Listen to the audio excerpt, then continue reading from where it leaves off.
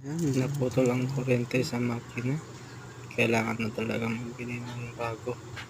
Ng ganito. Sayang naman, bago pa naman ganito. Pero itatry natin kung kaya pa itong ayusin. So abangan na lang sa next part.